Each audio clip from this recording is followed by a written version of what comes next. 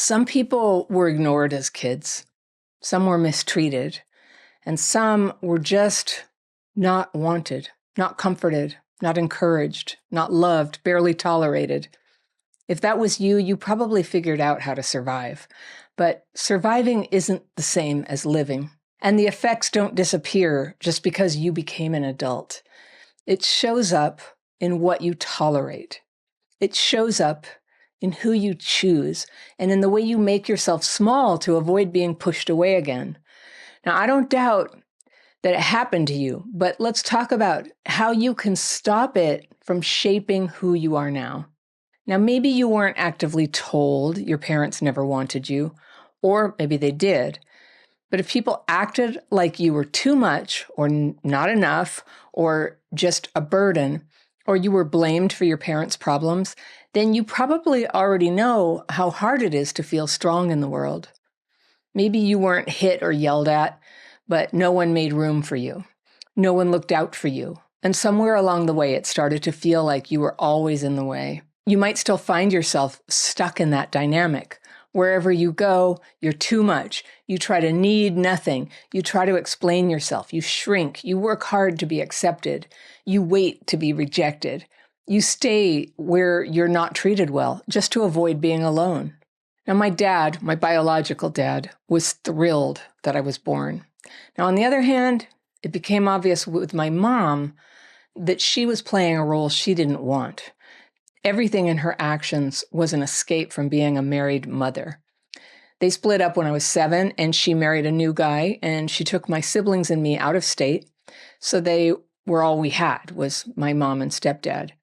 And she was a drinker, and as her alcoholism got worse over the years, it meant that she was always intoxicated and definitely not present with us. And like all people, she'd get frustrated with life sometimes and depressed sometimes. But because she was drunk, she'd just say the ugly thoughts out loud. I should have never had you kids. Now, for better and worse, we'd sort of laugh at this. But the fact is, she was cold, she played favorites, and I was not her favorite, and she was too caught up in her own struggles to know when we were struggling, or to pay attention to how we were doing in school, or even when we were teenagers, if we came home at all. Now, I knew not to take it personally, intellectually, but stuff like that just gets in and it shapes you. I was terrified as a kid that she'd run off from the family and leave us and never come back. She would leave. She'd usually come back within a month or so, but nobody knew if or when she was coming back. The whole family would be, totally in a panic. Relatives would care for us or come get us, or we'd go stay with friends. We never knew, like what's going on. And that fear of abandonment came up over and over and over again in my life. That and this electric third rail of self-doubt that would pop into my consciousness anytime I got close to anyone. Anytime I had a conflict, I would get that feeling, nobody wants you here, you're too much. But when you're feeling it, it's kind of like what people are telling you back. I would get rejected for those things. Have you ever had that? Had somebody tell you that? It's soul crushing. And the problem is, it keeps you stuck in situations where you're never really chosen. You're only tolerated. It makes you override your gut, silence your instincts, explain away the bad behavior. It keeps you playing small and staying busy and pleasing people who they don't care. And if you don't recognize what you're doing is a trauma symptom, you'll think it's just how life is. But it's not. Everything you do to heal from your past trauma is going to counteract this poisonous idea, this trauma-driven idea of yourself. It's part of becoming aware that you've internalized not being wanted. Now you're externalizing that in the form of decisions, relationships, and jobs that keep putting you through the unwanted feeling, that experience again. And that's how it works. You believe it in here, and it shows up out here. And both the inner and outer manifestations of feeling unwanted are some of the worst aspects of the connection wound, that pain that seems to hurt all of us who grew up with trauma.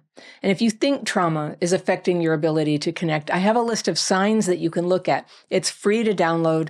It's called the Connection Quiz. I'll put it in the top line of the description section below this video, so you can grab that now if you like.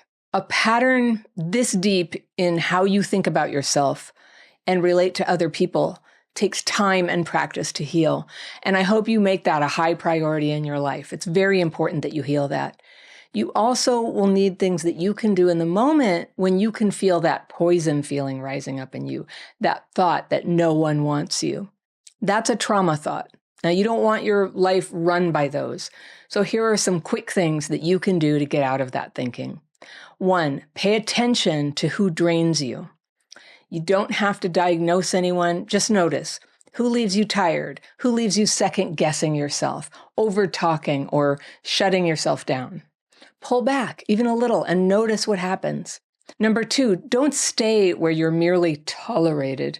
If you're constantly trying to explain your value or prove your worth or keep someone interested, stop. That's not connection, that's fear. Number 3, catch yourself when you perform. Sometimes you smile, agree, laugh, or comfort someone, not because you feel it, but because you think you're supposed to. That's self-abandonment. So start noticing it, and then stop doing it. Number 4, use silence. You don't have to over-communicate or justify or explain what's bothering you. Just step back, let the moment breathe. Let people show you who they are without you filling in the gaps. Number 5, let some things go unanswered. If someone ghosts you or insults you or plays games, just let it be. Don't chase it down for closure. You know, if you've ever heard my thing about closure, it's code for trying to get things going again with somebody. I know there's this great idea that closure would stop the pain, but closure is what happened when the whole relationship blew up. So start treating disrespect like a closed door. Being unwanted teaches you how to survive without connection. It teaches you to keep your needs quiet. It teaches you to attach to people who can't or won't show up for you. The habits that got you through childhood aren't working anymore. They weren't wrong. They just don't belong in your life now. So you might still think you have to earn, belonging. You might believe that if you relax, people will lose interest in you. You might think being invisible is the only way to avoid being rejected. But none of that is true. It's not enough to know it, though. You have to live like it. So there's nothing defective about you. You have normal wounds from the kind of trauma that happened to you, and nothing is missing. You don't need to be someone else to be worth keeping. The people who couldn't love you, that's on them. But if you're still living like that kid, still accepting crumbs, still apologizing for having needs, that's part of you now. And if you're ready to change that, I've just published the book that tells you how. It's called Connectability. Heal the hidden ways you isolate, find your people, and feel at last like you belong. And I'll put a link to that in the second row of the description section below this video. This book is powerful and not like anything else you've ever tried.